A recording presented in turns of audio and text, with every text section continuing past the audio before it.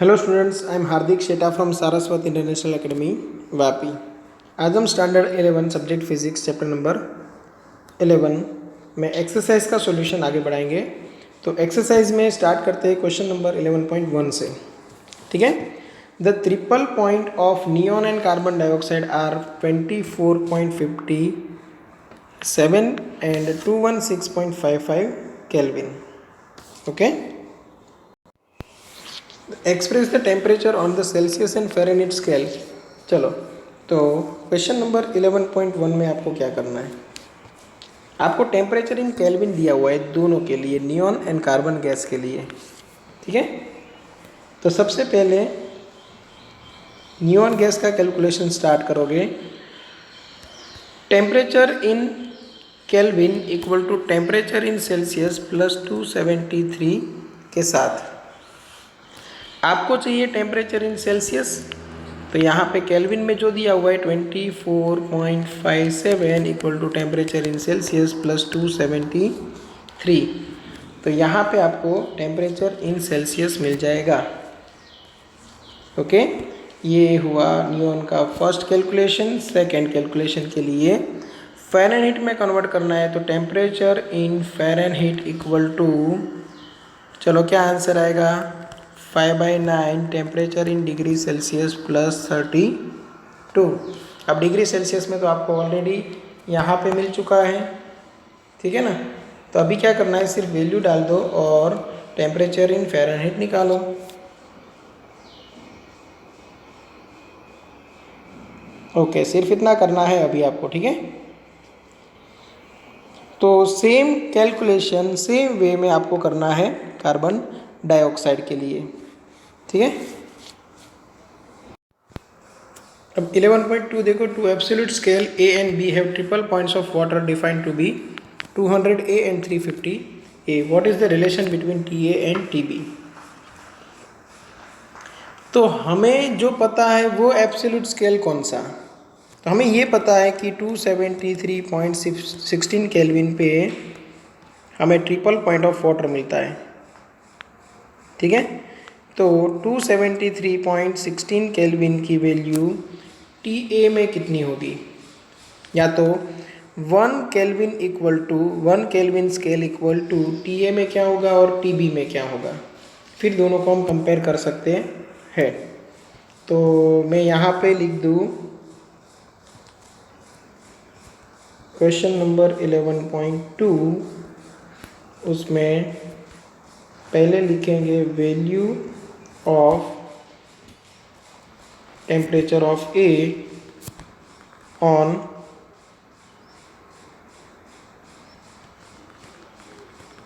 Absolute scale A. चलो, कितना मिलेगा आपको, तो इक्वल टू 273.16 केल्विन को ए के जो टोटल डिवीज़न है 200 से डिवाइड कर दो, इंटू टी ए कर दो, ये आपको मिल गया। समझो, 1 केल्विन की वैल्यू लेनी है, 1 केल्विन डिवीज़न की, तो ऑलरेडी 273.16 है, वो ट्रिपल पॉइंट ऑफ वाटर है जिसको हमने 200 से डिवाइड कर दिया। तो ये 1 केल्विन स्केल की वैल्यू आपको यहाँ पे मिल गई। सेम वे अगर मैं निकालूँ value of temperature B on absolute scale B, कितना मिलेगा, 273.16, और यहाँ पे आपको दिया हुआ है 350 बी। ट्रिपल पॉइंट पे ही दिया हुआ है, देखो 200 ए है और 350 बी है। तो यहाँ पे 350 से डिवाइड करो और temperature into temperature of scale B. अब दोनों को इक्वलाइज कर दो क्योंकि दोनों सेम टेम्परेचर पे लिए हैं।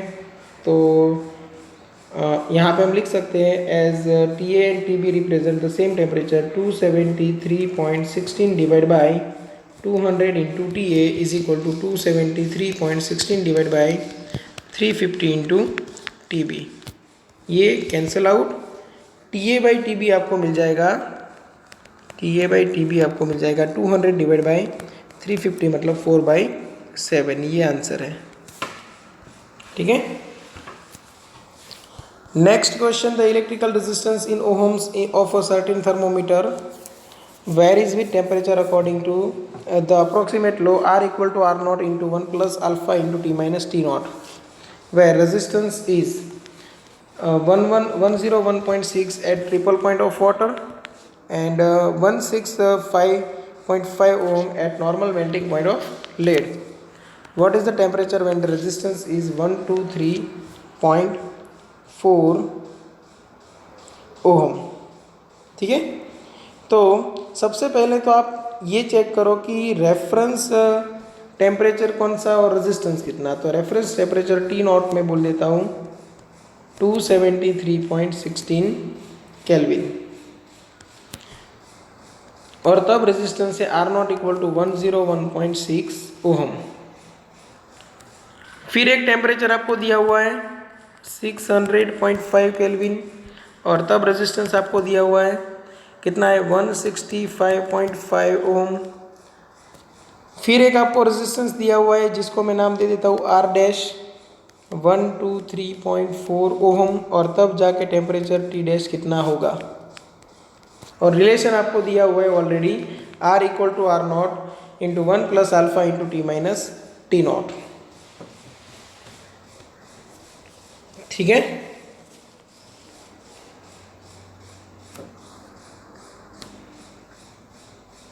तो करना क्या है यहाँ पे, सिंपल सी बात है। पहले केस 1 एंड केस 2 को अप्लाई करो। तो सपोज मैं यहाँ पे नाम दे दूँ ये केस 1, ये केस 2 और ये केस 3। केस 1 एंड केस 2 में देखो सफिशिएंट इन्फॉर्मेशन है, तो वहाँ से आपको अल्फ़ा मिल सकता है, और वो अल्फ़ा की वैल्यू केस 1 को केस 3 के साथ जब कंपेयर करो तब यूज़ कर लो। कैसे, देखो यहाँ पे लिखोगे फ्रॉम केस 1 एंड केस 2 क्या करोगे, R equal to R nought into 1 plus alpha into T minus T nought.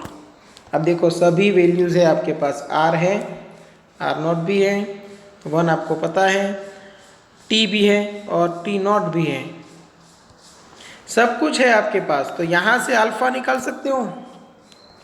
ठीक है, वहाँ से अल्फ़ा निकाल लोगे और उसके बाद क्या करोगे, फ्रॉम केस 1 एंड केस 3। अभी जो केस 1 है उसको कंपेयर करो केस 3 के साथ। तो अभी फॉर्मूला क्या बनेगा, अभी फॉर्मूला बनेगा R dash equal to R nought into 1 plus alpha into T dash minus T nought. अब चेक करो, अल्फ़ा आपको पहले रिलेशन से मिल गया, आर डैश दिया है, आर नॉट भी है, देखो आर नॉट और ये आर डैश। उसके बाद आपके पास टी डैश नहीं है क्योंकि वो क्वेश्चन मार्क है, टी नॉट आपके पास है। ठीक है ना, तो सभी वैल्यू आपके पास है। अभी टी डैश निकालना है, टी डैश आप निकाल सकते हो। ठीक है, तो यहाँ पे आप निकालोगे अल्फ़ा, अल्फ़ा की वैल्यू आप यहाँ पे रखोगे और यहाँ पे आपको मिल जाएगा टी डैश। बस सिर्फ वैल्यू रख के कैलकुलेशन करना है। ओके, चलो 11.6 स्टार्ट करते हैं। अब देखो यहाँ पे a steel tape 1 metre long correctly calibrated for temperature of 27 degree Celsius. The length of a steel rod measured by this tape is found to be 63 cm on hot day when the temperature is 45 degree Celsius. देखो जो measurement tap है वो भी steel से बनी हुई है, और जिसका मेज़रमेंट करना है स्टील रोड वो भी स्टील से ही बना हुआ है। अब समझो स्टील की जो टैप है वो करेक्ट रीडिंग देगी 27 डिग्री सेल्सियस पे, बट यहाँ पे जो 63 सेंटीमीटर हमें मेजरमेंट मिला है रोड का वो मिला है 45 डिग्री सेल्सियस पे, मतलब ये रीडिंग गलत होगा। Okay, what is the actual length of steel road on that day. उस दिन स्टील रोड की एक्चुअल लेंथ क्या होनी चाहिए। What is the length of the same steel rod on a day when the temperature is 27 degree Celsius. जब temperature 27 degree Celsius हो उस दिन उसकी लेंथ क्या होनी चाहिए, coefficient of linear expansion of steel आपको दिया हुआ है 1.2 इंटू 10⁻⁵ केल्विन। तो यहाँ पे अगर मैं वन डिवीज़न की बात करूँ, समझना ये क्वेश्चन कहना क्या चाहता है वो अच्छे से समझो। ये स्टील की मेज़रमेंट टैप है और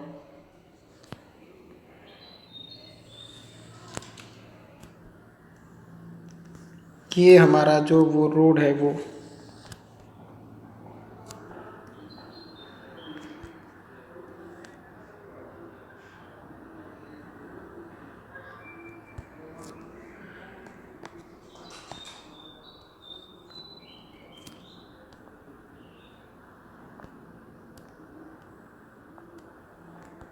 ओके।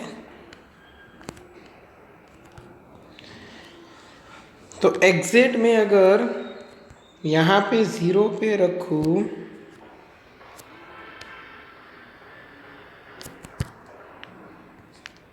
ठीक है, ये मैंने एग्जिट यहाँ पे 0 पे रखा और यहाँ पे मुझे मिला 63 सेंटीमीटर। ये 0, यहाँ पे 100 और यहाँ पे मिला 63 सेंटीमीटर। बट एक्चुअली वो 63 नहीं होगा, ज़्यादा होगा। क्यों? क्योंकि हम 27 डिग्री सेल्सियस पे अगर मेज़र करूँ तो 1 सेंटीमीटर जो मुझे लेंथ दिखाएगा वो एग्जैक्ट 1 सेंटीमीटर होगी। बट अगर मैं टेम्परेचर 45 डिग्री सेल्सियस ले लूँ तो यहाँ पे लीनियर एक्सपांशन होगा, तो ये जो 2 मार्क है उसके बीच का डिस्टेंस 1 सेंटीमीटर नहीं रहेगा, अभी इंक्रीज हो जाएगा। तो हम यहाँ पे लिखते हैं change in measurement of 1 centimetre mark. क्या रहेगा सोचो, या तो न्यू लेंथ ले लो 1 सेंटीमीटर मार्क की, ओके। तो यहाँ पे increased length of 1 centimetre mark, 1 centimetre mark की इंक्रीज्ड लेंथ क्या होगी, तो वो मैं ले लेता हूँ L इक्वल टू यहाँ पे L0 into 1 plus alpha into delta T. Increased length find करनी है, ये है 1 सेंटीमीटर, यहाँ पे 1 प्लस अल्फ़ा की वैल्यू है 1.2 इंटू 10⁻⁵, 1.2 इंटू 10⁻⁵, और चेंज इन टेम्परेचर रहेगा 45 माइनस 27। तो ये L equal to 1 into 1 plus, चलो ये कैलकुलेशन करें तो मैं यहाँ पे कर रहा हूँ 45 माइनस 27 मैंने किया, 18 आया, इंटू 1.2 किया, 21.6 आया, और डिवाइड बाई 10⁵ किया, तो ये आया 0.000216। तो ये new length of 1 centimetre mark बन गई 1.000216, 1.00021 सेंटीमीटर। अभी देखो हमें फाइंड करनी है एक्चुअल लेंथ ऑफ रोड, तो वो 63 था, वो तो हमें मार्क्स मिले थे ना, कितने मार्क है ऐसे, मतलब डिविजन्स कितने हैं, ठीक है। यहाँ पे मार्क की जगह पे आप 1 सेंटीमीटर डिवीज़न भी लिख सकते हो, ठीक है।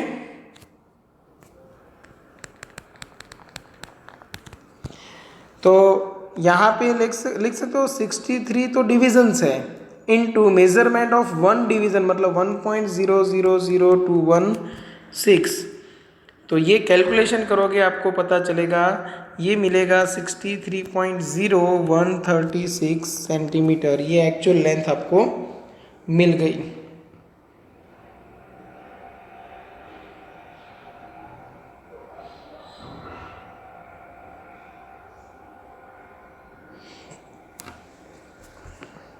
ओके, अब आपको बोला जाए कि what is the length of the same steel road on a day when the temperature is 27 degree Celsius, तो एग्जैक्ट कितनी रहेगी 63 सेंटीमीटर, ठीक है, तब एग्जैक्ट रहेगी 63 सेंटीमीटर। क्यों? क्योंकि 27 डिग्री सेल्सियस पे 1 सेंटीमीटर इक्वल टू आपको एग्जैक्ट 1 सेंटीमीटर मिलेगा, और ये जो लेंथ आपको मिल रही है एक्चुअल लेंथ उससे कम लेंथ मिलेगी, मतलब फिर से आ जाएगी 63 पे। तो जो नेक्स्ट क्वेश्चन है, what is the length of the same steel road on a day when the temperature is 27 degree Celsius, तो आपको लिखना है 63 सेंटीमीटर, क्योंकि दोनों का मटेरियल सेम है, तो दोनों की लेंथ में जो डिफरेंस आएगा, चेंज आएगा, वो भी सेम आएगा। ओके, अभी क्वेश्चन है 11.7। A large steel wheel is to be fitted on a shaft of the same material. Okay, at 27 degrees Celsius, the outer diameter of shaft कितना है 8.70 centimetre, and the diameter of central hole in the wheel, वो diameter कितना दिया हुआ है 8.69 centimetre. ये initial है और ये final. The shaft is cooled using dry ice. At what temperature of the shaft does the wheel slip on the shaft? Assume coefficient of linear expansion. चलो इनिशियल टेम्परेचर कितना है 27 डिग्री सेल्सियस, और final temperature आपको calculate करना है। और यहाँ पे स्टील का जो लीनियर एक्सपेंशन का मतलब जो कोएफिशिएंट है वो कांस्टेंट रहेगा, ऐसा आपको बोला गया है, ठीक है। एकदम इजी है। देखो पहले तो क्वेश्चन समझो, अच्छे से क्वेश्चन समझो। सपोज ये व्हील है, ये उसका इनर पार्ट, और यहाँ पे ये मटेरियल भरा हुआ है, मतलब ये पूरा व्हील है, उसके अंदर यहाँ पे मैटर है, और जो इनर पार्ट है, इनर जो सर्कल आपको दिख रहा है वो होलो है।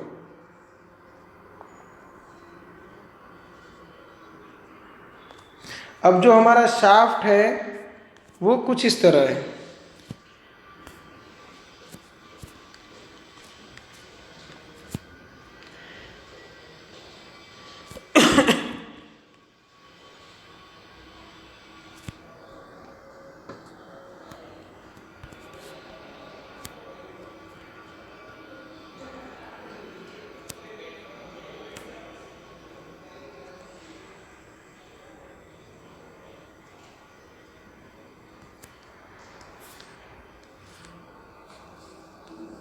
ओके।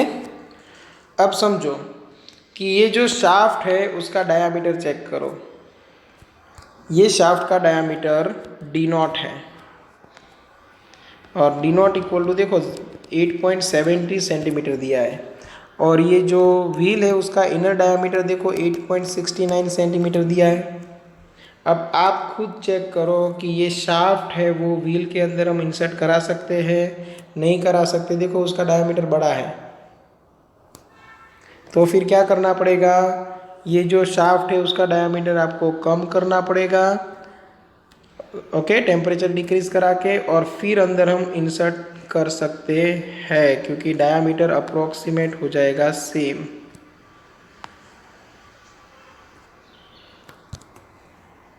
समझ में आया? तो मतलब यहाँ पे डायामीटर डिक्रीज करना है, डायामीटर डिक्रीज करना है, इसलिए हमने टेम्परेचर डिक्रीज किया, इसीलिए ड्राई आइस का यूज़ किया। बाकी कैलकुलेशन एकदम इजी है। कैलकुलेशन में करना क्या है, D equal to D0 into 1 plus alpha into delta T.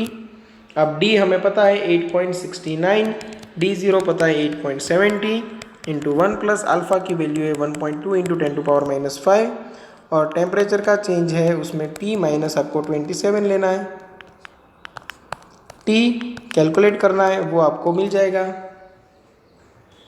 ठीक है। और टेम्परेचर आई थिंक नेगेटिव में आएगा, क्योंकि ड्राई आइस की हेल्प से हमें टेम्परेचर काफ़ी डिक्रीज करना पड़ेगा, अप्रोक्सीमेट -69 डिग्री सेल्सियस आ रहा है। तो यहाँ से आपको सिर्फ क्या करना है, टेम्परेचर कैलकुलेट करना है, ओके। ये क्वेश्चन नंबर 11.7 का सॉल्यूशन हुआ। उसके बाद देखो 11.8 भी ऐसा ही है।